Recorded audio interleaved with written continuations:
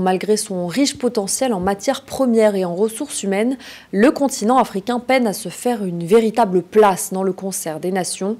Une responsabilité qui incombe aux dirigeants. Depuis de nombreuses années, de nouveaux dirigeants ont fait leur entrée sur la scène politique. Quel leader pour sauver l'Afrique? C'est le thème de la chronique du jour signée Jules Domché.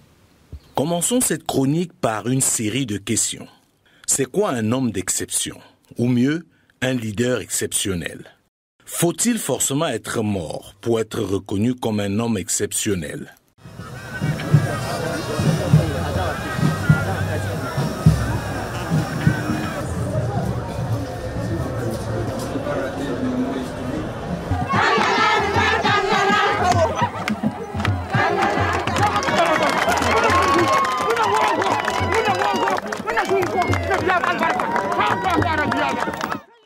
Pouvons-nous nous taire lorsque l'on agresse un pays parce qu'il est petit? Pouvons-nous nous taire lorsque l'on envahit un autre pays?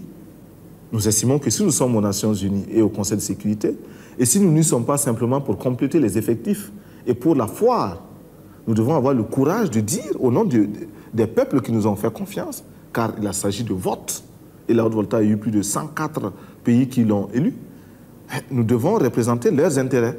L'impérialisme, aujourd'hui, c'est qu'il est très important, il est plus utile pour lui de nous dominer culturellement, beaucoup plus que militairement. Mettons-nous d'accord dès le départ. L'un des mots qui mine le plus notre continent, c'est l'absence d'un leadership compétent et vertueux à même de conduire à la transformation de notre continent. Ceci dit, force est de reconnaître qu'il y a un vent d'espoir qui souffle de plus en plus sur le continent africain. Des nouveaux leaders émergent, mais malheureusement, nous sommes pour certains formatés pour les détester. Selon le narratif des autres, tous les leaders africains sont médiocres, corrompus et incompétents. S'il est vrai que certains dirigeants africains, pour ne pas dire leaders, ont fait ou font montre d'une médiocrité certaine et d'un manque de valeur, c'est pas une raison pour mettre tout le monde dans le même panier. Comme partout ailleurs, il existe des dirigeants très compétents, vertueux et surtout patriotes en Afrique. Aujourd'hui, nous sommes confrontés depuis plus de 8 ans à la forme de manifestation la plus barbare, la plus violente du néocolonialisme, de l'impérialisme. L'esclavage qu'on tend encore à nous imposer. Nos dévanciers nous ont bien appris une chose. L'esclave qui n'est pas capable d'assumer sa révolte ne mérite pas que l'on s'apitoie sur son sort. Nous ne nous apitoyons pas sur nos sorts, on ne demande pas que quelqu'un s'apitoie sur notre sort. Le peuple burkinabé a décidé de lutter contre l'île terroriste en mesure de relancer son développement. Dans cette lutte, des vaillants peuples, des vaillantes populations se sont engagées à prendre les armes face au terrorisme. Ceux que nous avons affectueusement appelés les VDP, des volontaires. Nous sommes surpris de voir les impérialistes traiter ces VDP de milices et de tout type. C'est décevant, parce qu'en Europe, lorsque des peuples prennent les armes pour défendre leur patrie, on les traite de patriotes. Nos grands-pères ont été déportés pour sauver l'Europe. Ce n'était pas avec leur consentement, contre leur gré. Et bien au retour, on se rappelle bien qu'à Tiaroy, lorsqu'ils ont voulu revendiquer leurs droits élémentaires, ils ont été massacrés. Cela ne fait rien donc. Lorsque nous, peuple, nous décidons de nous défendre, on nous traite de milices. Mais là n'est pas le problème. Ce qui est le problème, c'est de voir des chefs d'État africains qui n'apportent rien à ces peuples qui se battent, mais qui chantent la même chose que les impérialistes en nous traitant de milices, en nous traitant donc d'hommes qui ne respectent pas les droits de l'homme. De quels droits de l'homme parle-t-on? Nous nous offusquons contre cela et c'est honteux. Il faut que nous, chefs d'État africains, nous arrêtons de nous comporter donc en marionnettes qui dansent à chaque fois que les impérialistes tirent sur les ficelles. Nous avons besoin d'intégration, nous avons besoin de sécurité, de développement, nous avons besoin de nous unir. Certes, vous entendrez parler de l'Union africaine. Oui, elle existe. Mais quel est l'effet de l'Union africaine en réalité?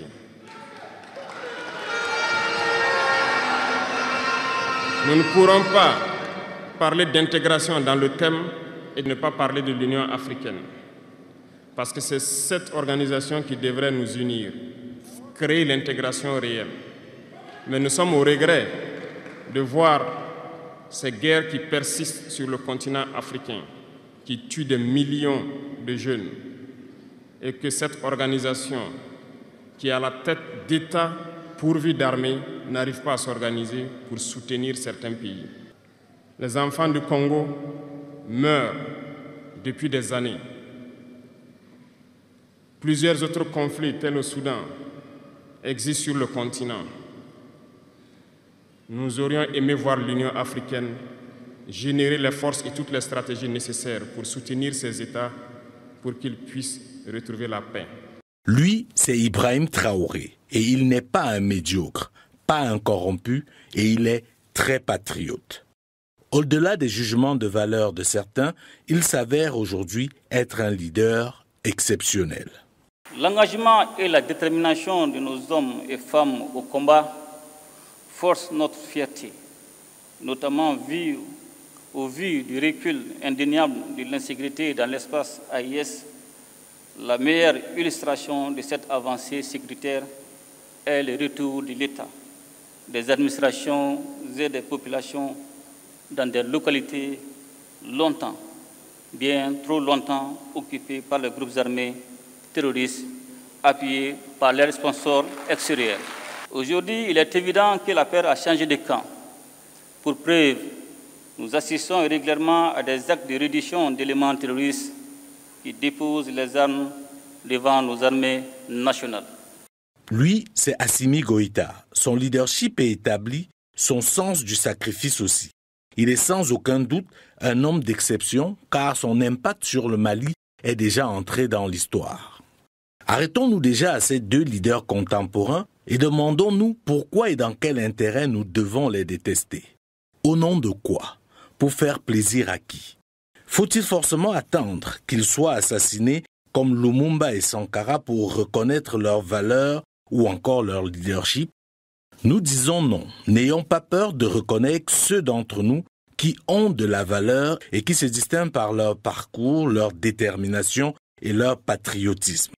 Et contrairement aux apparences, ils ne sont pas tous militaires.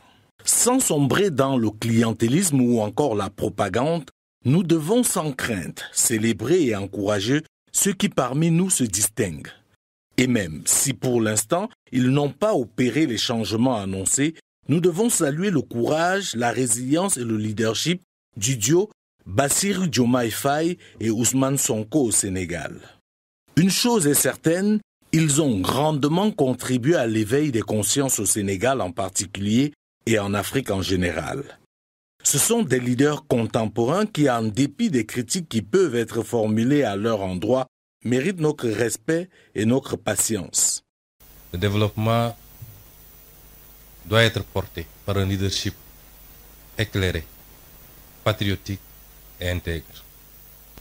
Le développement doit ensuite être porté par des ressources humaines de qualité. Les modèles de développement qu'on nous a présentés ou qu'on nous a appliqués jusqu'à présent ne pourront jamais développer nos pays. Donc c'est la fin de l'ère de l'endettement inconsidéré pour venir investir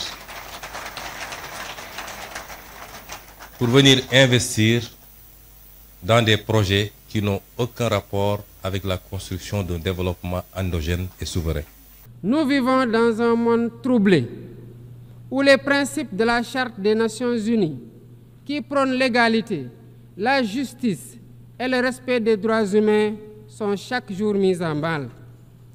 Les conflits s'étendent, les inégalités se creusent et les crises climatiques aggravent la vulnérabilité de millions de personnes à travers le monde. Le monde doit se regarder en face, sans complaisance. Les valeurs que nous avons juré de défendre sont piétinées dans plusieurs régions du globe. Que l'on soit à Gaza, à Tel Aviv, à Dakar ou ailleurs, chaque être humain est porteur de cette égale dignité, une dignité qui transcende les frontières, les cultures et les appartenances religieuses. Il est important de noter que la force d'un leader provient du soutien populaire et le peuple défait le leader si ces derniers déraillent.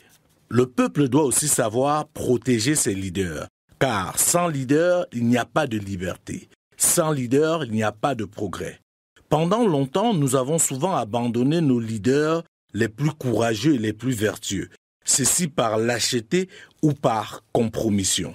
Il est donc temps de se réveiller et de célébrer dès aujourd'hui les leaders contemporains. Je tiens à préciser pour terminer cette chronique que même si je me suis focalisé uniquement sur les leaders politiques dans le cadre de cette chronique, c'est très important de noter qu'il existe différents types de leaders dans différents domaines. Que ce soit des leaders économiques, sociaux, sportifs, culturels et intellectuels. À nous de les identifier et de leur protéger en leur donnant la force nécessaire pour nous conduire vers la transformation définitive de notre continent.